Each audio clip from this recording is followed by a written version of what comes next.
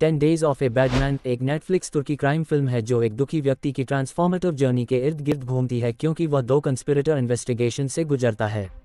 कहानी की स्टार्टिंग एक भयानक का एक्सीडेंट के बाद सादिक जिंदा है लेकिन दर्द में है। कार के मालिक गैंग के लीडर सर सादिक के ऊपर नुकसान की जिम्मेदारी डाल देते हैं। अपने लोन को चुकाने के लिए सर ने उसे पार्टी करने वाले प्लेबॉय फरहत गोनेन का पता लगाने का काम दिया और उसे बैकअप के रूप में ह्यूसों के साथ जैनल की निगरानी में रखा। तीनों को एक अपार्टमेंट में एक साथ रखकर सर जैनल को अपने राइट हैंड के आदमी हयाती को सब कुछ रिपोर्ट करने का आदेश देते हैं और उन पर केस छोड़ देते हैं। अगले दिन सादिक का दूसरा नाम आदिल है जो पाइना से मिलता है। पाइना एक लड़की है जो हाई स्कूल की स्टूडेंट है। सादिक अपने पिछले केस से उसको जानता है।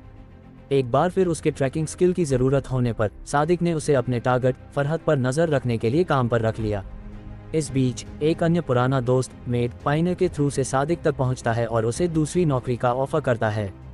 हालांकि सादिक झिझक रहा है लेकिन ये पता चलने के बाद कि क्लाइंट एक साइकियाट्रिस्ट है जो उसे बहुत ज़्यादा दर्द की दवा लिख सकता है, वो अग्री हो जाता है।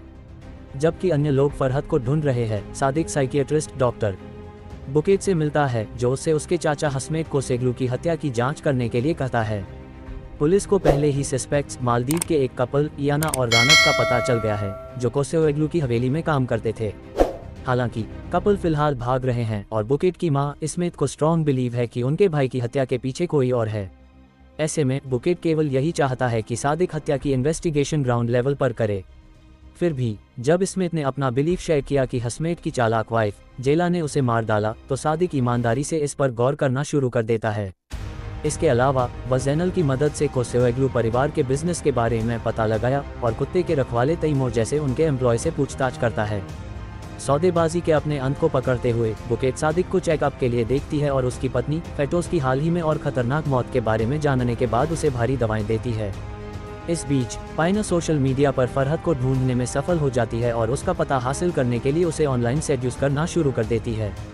परिणामस्वरूप तीनों एक क्लब में पहुंचते हैं जो फरहत का लोकल अड्डा माना जाता है। लोकेशन पर सादिक कंफ्यूज्ड करने वाली खोज करता है और जैनल को हयाती को उनकी सैर के बारे में रिपोर्ट करने से मना करने के लिए कहता है। सर अगली रात उनके अपार्टमेंट में पहुंचते हैं, जैनल को मारते हैं और सजा के तौर पर अपनी गर्लफ्रेंड मारिया को गाली देते हैं। नतीजतन जब सादिक जैनल के लिए खड़ा होता है तो जैनल अपने लोगों को उसकी ओर कर देता है और सर और उसके गैंग को नीचे ले जाने में उसकी मदद करने के लिए अग्री हो जाता है। कुछ ही समय बाद फरहत ने पाइना को उससे मिलने के लिए अपने लोकेशन पर भेजा और अनजाने में गैंग के बाकी लोगों को भी इनवाइट किया। हालांकि फरहत से इन्वेस्टिगेशन के बाद सादिक को पता चलता है कि सर हमेशा से सादिक को मारने की प्लानिंग कर रहे थे, उसकी हत्या करने से पहले उसे से अपना काम निकलवाना था। जल्द ही पुलिस को पहाड़ों में याना और रानत मरी मिल गए, जिसके कारण बुकेट ने सादिक से अपनी जांच बंद करने का रिक्वेस्ट की। सादिक की हसमेट की हत्या की इन्वेस्टिगेशन के दौरान बुकेट इसे एक इम्पॉर्टेंट टेस्ट मानते हैं और केवल अपनी मां की शांति के लिए प्राइवेट डिटेक्टिव को काम पर रखता है। मन की बुकेट को यकीन हो गया है कि याना और रानत ने हत्या की है क्योंकि परिवार ने कपल को चोरी करते हुए पाया था और हसमेट की मौत से कुछ समय पहले उन्हें निकाल दिया था। हालांकि जैनल की खोज के माध्यम से सादिक को पता चला कि कपल को नौकरी से नहीं निकाला गया था और इसके बजाय उन्होंने तैमूर के रेकमेंड पर कहीं और बेटर जॉब ऑफर के बाद छोड़ दिया था। जब बुकेट ने सादिक से केस छोड़ने पर जोर दिया तो सादिक को एहसास हुआ और उसने उस पर हत्यारा होने का आरोप लगाया। बुकेट ने उससे नाता तोड़ लिया और उसे अपने परिवार से दूर रहने के लिए कहा। फिर भी सादिक बुकेट के घर पर स्मिथ से फिर मिलता है। इसी तरह वह अपनी इन्वेस्टिगेशन जारी रखता है और शुक्रान बुकेट और उसके चचेरे भाई गुलहान के पुराने टाइम के दुश्मन से मिलने जाता है। पहले शुक्रान बुकेट और गुलहान के दोस्त हुआ करते थे।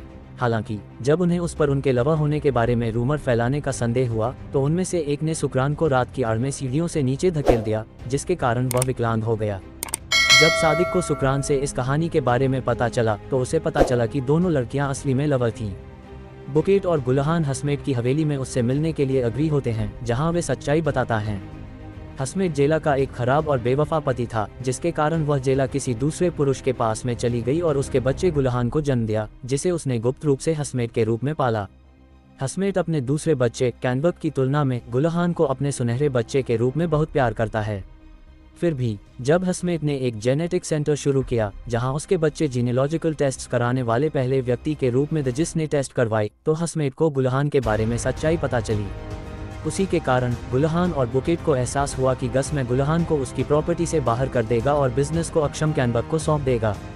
दोनों में से कोई भी लड़की ऐसा नहीं चाहती थी, क्योंकि वे ये सुनिश्चित करने के लिए कई चैरिटी परियोजनाओं पर काम कर रही थी कि उनका परिवार उनकी संपत्ति का उपयोग अच्छे कार्यों के लिए करे। बुकेट और हस्मेट एक योजना लेकर आए। बुकेट, जो हमेशा से जानती थी कि वह स्मिथ की गोद ली हुई बच्ची है, पहले अपने जिंदा पिता तैमूर और अपनी जुड़वा बहन से मिली थी। हस्मेट के घर में तैमूर को काम मिलने के बाद बुकेट ने डकैती के लिए फंसाने से पहले याना और कन्नत को तस्वीर से बाहर निकालने के लिए उसकी मदद का इस्तेमाल किया। अगली रात गुलहान अपने खराब पिता की हत्या कर देती है और भागे हुए वर्कर पर ब्लेम कर देती है।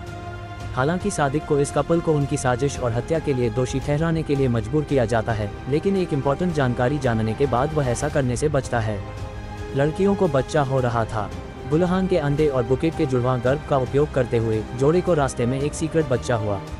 वे कोसेओग्लू परिवार के लिए एक नई लाइन शुरू करने और अपनी प्रॉपर्टी का उपयोग भलाई के लिए करने की योजना बना रहे हैं। ऐसे में सादिक उनके रिश्ते से प्रभावित होकर उन्हें बंधन से मुक्त करने का फैसला करता है। हस्मेट की हत्या बिना किसी समस्या के अपने आप सॉल्व हो जाती है। सादिक के पास अभी भी एक बड़ा मुद्दा बचा हुआ है, सर। फरहत का सर की भतीजी के साथ रिश्ता था, जिसने उसकी वजह से आत्महत्या कर ली। सर उस आदमी को मरवाना चाहते हैं, लेकिन चूंकि वह एक कांग्रेसी का बेटा है, इसलिए वह उसके खिलाफ कदम नहीं उठा सकते। इसलिए सर और हयात ने सादिक को फरहत की हत्या के लिए फंसाने की योजना बनाई। सर ने सादिक के नाम से फरहत को संदेश भेजना शुरू कर दिया, ये दावा करके उसे धमकी दी कि सादिक उसकी भतीजी का मंगेतर है और बदला लेना चाहता है। इसी तरह उन्होंने चारों ओर यह खबर फैला दी कि सादिक अपने खिलाफ सबूत पेश करने के लिए फरहत की तलाश कर रहा है। इससे पहले कि उनकी योजना सफल हो सके, सादिक उनके इरादों को उजागर करता है और महसूस करता है कि सर उसे और फरहत को मारने के लिए सादिक की उंगलियों के निशान के साथ बंदूक का उपयोग करने की योजना बना रहा है। ऐसा करने से सर आसानी से अपना बदला ले सकते हैं और हत्या के प्रतिशोध के रूप में बताकर हाईलाइट हो सकते हैं। प्रतिशोध में सादिक कान इनकॉर्पोरेटेड के अध्यक्ष से संपर्क करता है, जिसके जुड़वा बच्चों की कुछ समय पहले रहस्यमय तरीके से हत्या कर दी गई थी। चूंकि सादिक ने जुड़वा बच्चों से संबंधित एक मामले पर काम किया था, इसलिए वह उनकी हत्या की आदतों के बारे में सब कुछ जानता है, जो अंततः उनकी मृत्यु का कारण बनी। बदला लेने के लिए प्रेसिडेंट की योजना का उपयोग करते हुए सादिक मैनपावर को सिक्योर करता है और सर के खिलाफ जाता है। जैनल और हुसो आदेशों का पालन करने का नाटक करके सादिक को सर को धोखा देने में मदद करते हैं। इसके बजाय वास्तव में तीनों अपने आदमियों के साथ सर की लोकेशन में पहुंचते हैं और लड़ाई शुरू हो जाती है। अंत में सादिक खतरनाक रूप से पेनकिलर दवाओं के नशे में सर को गोली मार देता है।